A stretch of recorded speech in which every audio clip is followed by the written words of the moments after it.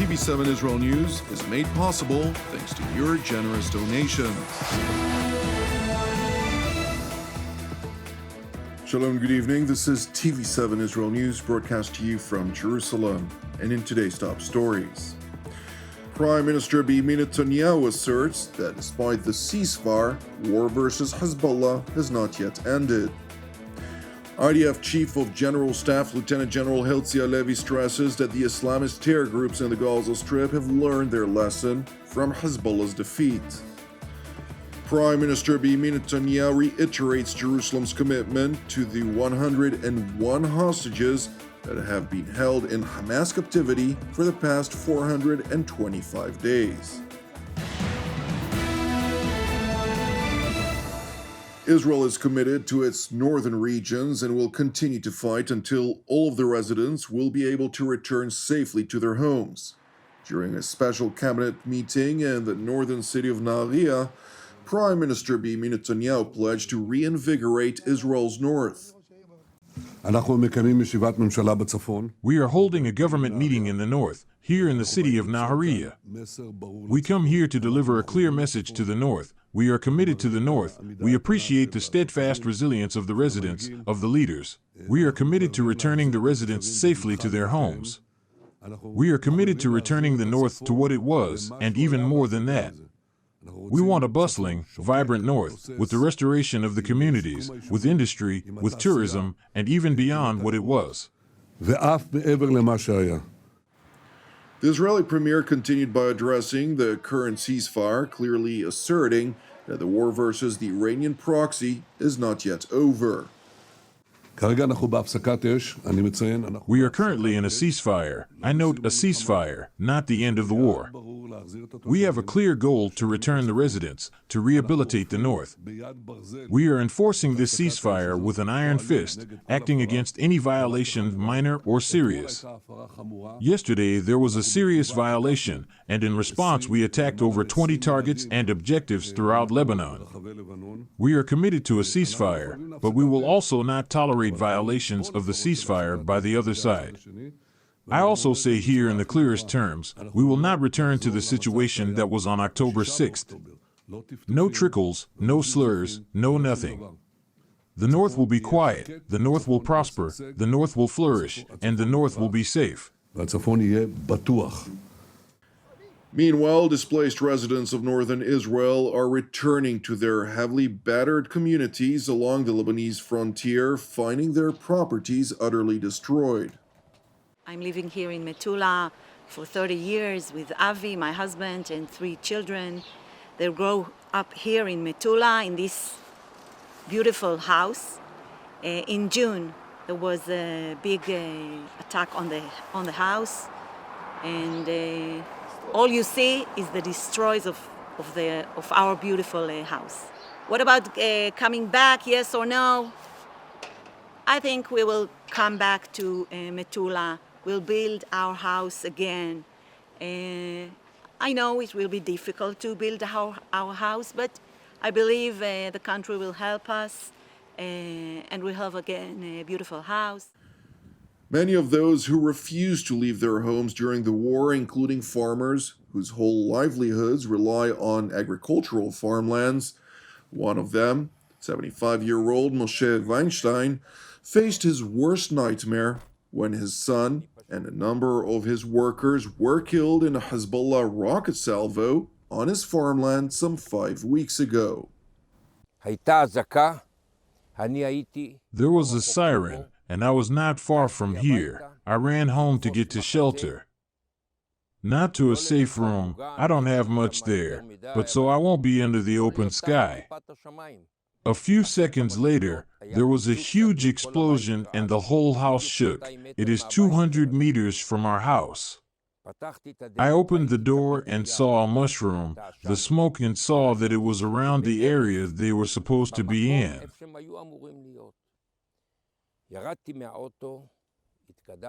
I came out of the car, moved forward, and saw 5 workers lying on the ground and not moving, nothing. This was 2 minutes after the explosion. I looked for Omer. He was here by the container to show them what to pick. I couldn't do anything. I went out to the road. I called the local head of security, told him, Yossi, listen, there was a hit at the old part of Metula. Here are the lands of Metula's elderly. Omar was killed and the 5 workers are lying on the ground. Weinstein, who grew up in Metula and lived there his whole life, continued by voicing his outrage over Hezbollah's unabashed belligerence. Every 10 minutes, every 1 hour, boom, boom, boom, airplane, Katbam.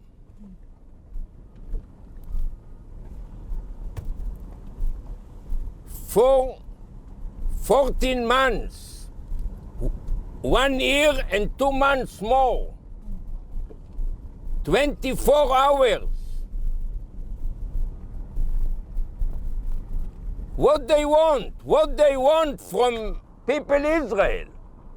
Nasrallah want to help to Gaza? Take your people to Gaza. Why? People crazy.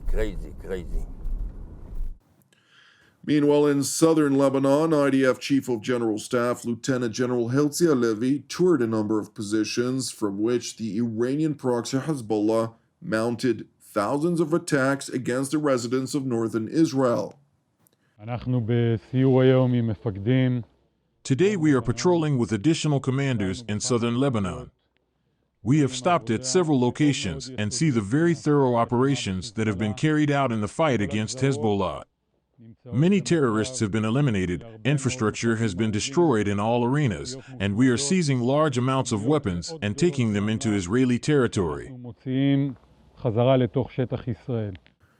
General Halevi further stressed that Hezbollah will soon understand the extent of the loss to its ranks, underlining that Lebanon's immediate border region with Israel does no longer pose a threat to Israel's northern residents. I assume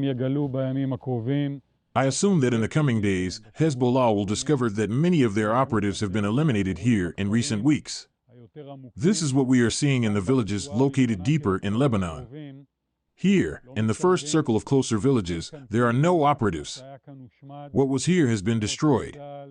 IDF forces are very careful about maintaining the ceasefire, and from here, as we look southward at northern Israeli communities, the mission is to ensure that this region does not revert to being an area of terrorist infrastructure, but rather remains a safe zone. The IDF is operating very thoroughly and very professionally here.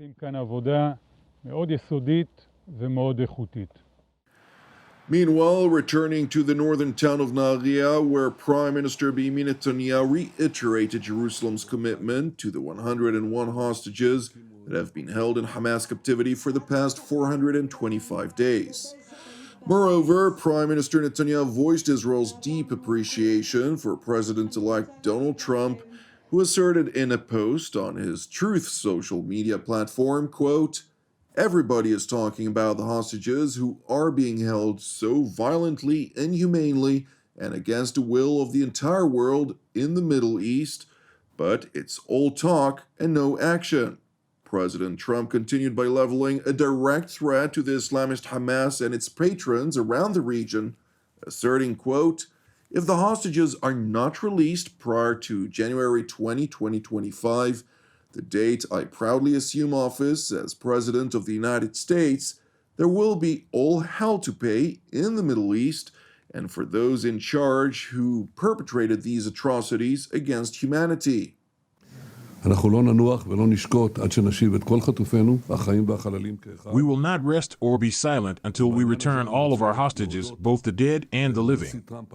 And in this regard, I want to thank President Trump for his strong statement yesterday. It is a very strong statement, which makes it clear that there is one person responsible for this situation, and that is Hamas. Hamas is required to release the hostages. President Trump put the emphasis in the right place on Hamas and not on the Israeli government, as is customary in our places. We will continue to do everything to free them, and whoever harms them, their blood will be on their heads. President Trump also said this yesterday, and this adds validity to this statement. Whoever harms our hostages, his blood is on his head, and we have already proven that we are fulfilling this order, and we will not relent. We will return all our hostages.